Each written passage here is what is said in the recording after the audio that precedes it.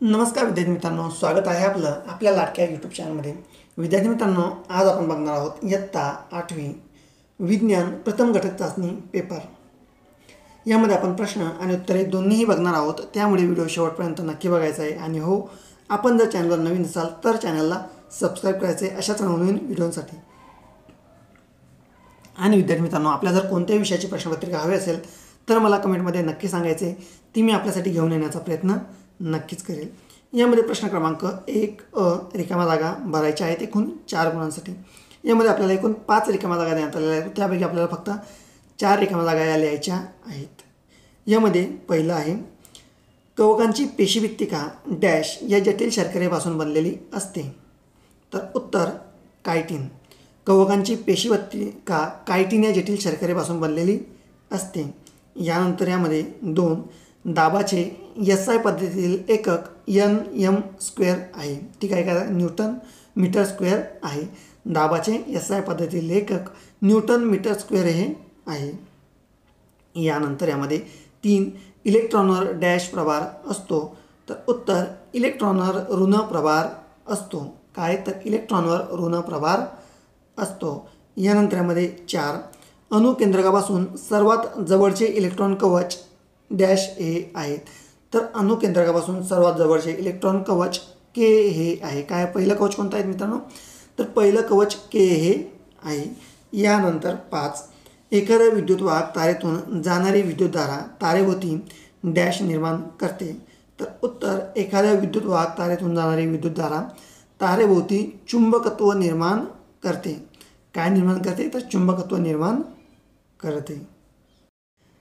यानंतर यामध्ये प्रश्न क्रमांक 1 व त्यामधील ब विचारण्यात आलेला आहे एकूण 3 गुणांसाठी, जो की आहे योग्य जोड्या जुळवा। यामध्ये अ गट व ब गट दिलेला आहे।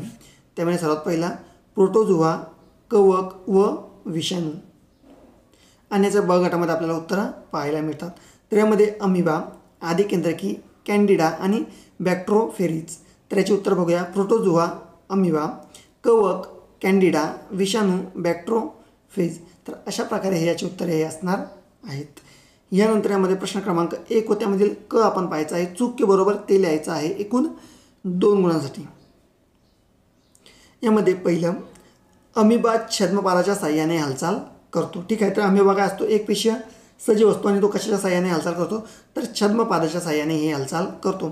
तर हे बरोबर आहे की चूक आहे? तर याचं उत्तर आहे की हे अगदी योग्य बरोबर आहे। यानंतर यामध्ये 2, रेबीज रोगाचे विषाणू पाण्यावाटे पोटात प्रवेश करतात। उत्तर चूक। रेबीज रोगाचे विषाणू पाण्यावाटे पोटात प्रवेश करत नाहीत। ठीक आहे, तर या ठिकाणी हा प्रश्न काय तर चुकीचा आपल्याला दिलेला आहे। यानंतर यामध्ये प्रश्न क्रमांक 2 व त्यामधील अ, एका वाक्यात उत्तरे लिहा एकूण 3 लिहायचे त्याला 3 गुणांसाठी। त्यामध्ये सर्वात पहिलं जे विचारलेलं आहे तर व्याख्या लिहायच्या आहेत समस्थानिके। तर समस्थानिकांची आपल्याला व्याख्या लिहायच्या आहेत आणि याचं उत्तर, एकाच मूलद्रव्याच्या भिन्न अणुवस्तुमानांक असलेल्या अणूंना समस्थानिके असे म्हणतात। त्यानंतर 2, कवकांचे पोषण कसे होते? उत्तर, कवक हे मृत उपजीवी असून कार्बनी पदार्थांपासून अन्न शोषण करतात। ठीक आहे, आणि अशा प्रकारे काय होतं तर कवकांचे पोषण होते। कवक काय तर कवक मृत उपजीवी असून ते कार्बनी पदार्थांपासून अन्न शोषण करतात। यामध्ये 3, अणूमध्ये कोणकोणते घटक असतात? उत्तर, अणूमध्ये केंद्रक, प्रोटॉन, न्यूट्रॉन व इलेक्ट्रॉन अशा प्रकारे काय तर एकूण 4 घटके असतात। सर्वात पहिलं असतं यामध्ये केंद्रक, त्यानंतर प्रोटॉन, न्यूट्रॉन आणि इलेक्ट्रॉन। ठीक आहे, असे 4 घटके यामध्ये अणूमध्ये असतात। त्यानंतर यामध्ये 4, जडत्वाचे प्रकार लिहा। त्यामध्ये पहिलं, विराम अवस्थेतील जडत्व, गतीचे जडत्व आणि दिशेचे जडत्व। विराम अवस्थेतील जडत्व, गतीचे जडत्व व दिशेचे जडत्व। यानंतर प्रश्न क्रमांक 3 व त्यामधील ब, कारणे लिहा। फक्त यामध्ये 2 लिहायचं आहे एकूण 4 गुणांसाठी। त्यामध्ये पहिलं, धारदार चाकूने फळे सहज कापता येतात। त्याचं उत्तर, क्षेत्रबळ कमी झाले की त्याचा बलाचा दाब वाढतो। धार केल्यामुळे क्षेत्रबळ कमी होते, म्हणून धारदार चाकूने फळे सहज कापता येतात। यानंतर यामध्ये 2, अणू हा विद्युतदृष्ट्या उदासीन असतो।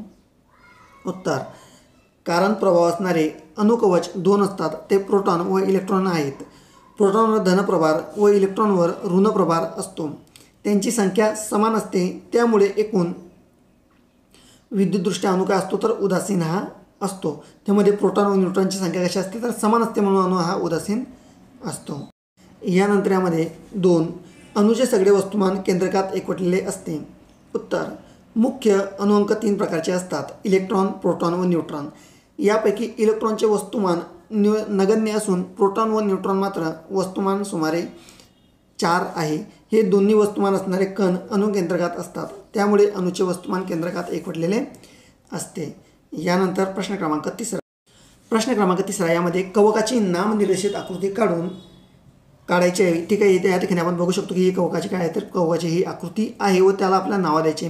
सर्वात पहिली काय आहे तर स्तंभिका आहे, त्यानंतर काय भूस्तरिका, बीजाणुधानी घर आणि बीजाणुधानी. तर अशा प्रकारे याचे काय दिलेले आहेत तर नावंही दिलेले